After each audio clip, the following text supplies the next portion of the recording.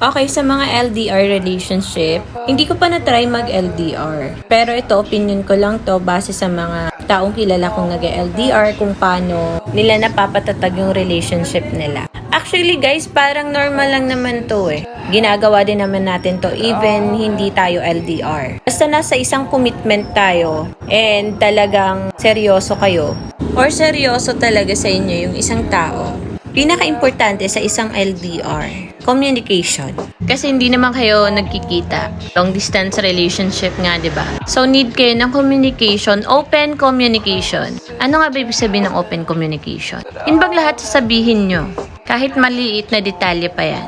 Para lang mabigyan ng assurance yung partner nyo na wala silang dapat ipag-overthink kahit nasa malayo sila. I didn't mean na lahat ng kilos nyo sasabihin nyo ha. Ibig ko lang sabihin, complete update lang. Like kung asan kayo, anong ginagawa nyo, kung nasa work man kayo, sinong kasama nyo. And always, ask them na kamusta sila. Kamusta yung nangyayari sa buhay nila. Parang normal ko parang normal relationship lang. Na pagka magkasama kayo, nagtatanungan kayo kung ano nangyari sa araw ng isa't isa, di ba? Second, assurance. Pag nasa isang LDR relationship kasi kayo guys, kailangan talaga ng mga kapartner nyo, kahit kayo, ng assurance. Kumbaga, lagi nyo ipaparamdam sa kanila kung gaano nyo sila kamahal, kahit malayo sila. Alam nyo guys, hindi naman porket wala yung presence, hindi na nila mararamdaman kung gaano sila kaimportante sa inyo. Maraming ways para maparamdam mo yun sa kanila. Sa either call, text, chats. Basta lagi nyo lang ipaparamdam sa kanila na importante sila sa inyo and hindi nyo sila hahayaan na mag-overthink. Lagi nyo ipaparamdam sa kanila kung gaano nyo sila kamahal, kung gaano sila kaimportante, kung gaano sila kagwapo, gaano sila kaganda para sa inyo. Alam nyo yun? Kasi yun lang naman yung way nyo para maparamdam nyo sa kanila na sila lang talaga. Third, honesty. Kailangan hindi mo sisirain yung tiwala ng kapartner mo, especially kung LDR kayo. Pero again, na-apply to kahit na hindi LDR. Kung may mag-chat man sa inyo na ibang tao, paalam nyo sa mga kapartner nyo kung talagang wala naman kayong tinatago sa kanila, di ba? Kung para sa inyo wala lang yun, hindi nyo na kailangan na hindi sabihin sa kanila. Kailangan sabihin nyo sa kanila. Basta yun nga sinasabi ko sa inyo, di ba? Lagi kayo mag-open sa mga kapartner nyo, kahit sa maliliit na bagay pa yan. Basta alam nyo na once na binura nyo or in-entertain nyo, ay masasaktan nyo sila, open nyo sa kanila yon. And ang pinaka-importante sa lahat ng aspeto ng buhay natin, pinaka-importante talaga ang trust. Kasi kung wala kayong tiwala sa isang tao, hindi yan mag-workout.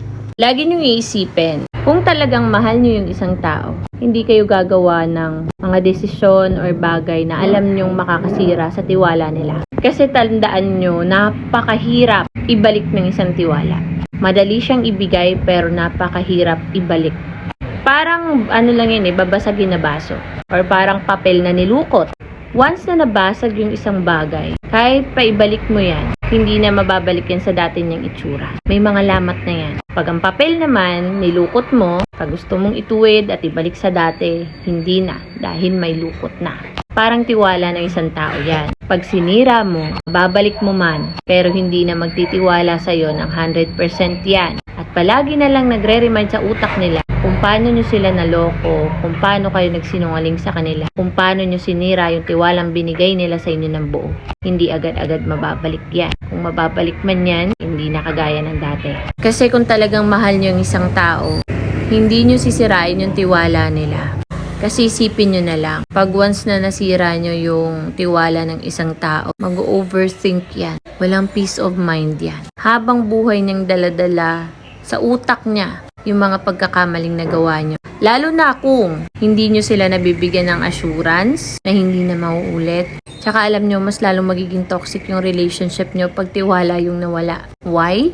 Kasi andyan na yung magiging nagger yung mga kapartners nyo, tamang hinala, lahat na lang nasasabihin nyo hindi pa paniwalaan kahit totoo na. Lagi mag-iisip yan na baka ginawa mo na naman ulit kahit hindi naman. Lagi nilang ka-questionin yung sarili nila kung may mga kulang ba sila, hindi ba sila enough. Alam nyo guys, pag sirang-sira na yung tiwala ng isang tao, nakakaawa actually. Kasi yung kahit sarili nila sinisisi nila. Kahit hindi naman sila kulang, feeling nila hindi sila enough para sa inyo. Parang feeling nila kasalanan nila kung bakit naging ganun kayo.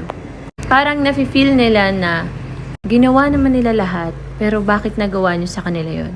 Alam nyo yun, nagkakaroon sila ng self-pity, basta marami silang naiisip. Tapos ang ending, pag nagaganon sila, sisisihin nyo sila. Sasabihin nyo nung dati pa naman yung kasalanan nyo. Oo, dati pa. Pero again, yung sugat na naiwanan nyo, nandun lang yun. May lamot na yun. Nandun na yung marka. Nandun na yun, kung sa sugat pa, nandun na yung peklat. Hindi na maaalis yun. Ang kailangan lang nila is assurance from you guys na hindi nyo gagawin ulit yun sa kanila.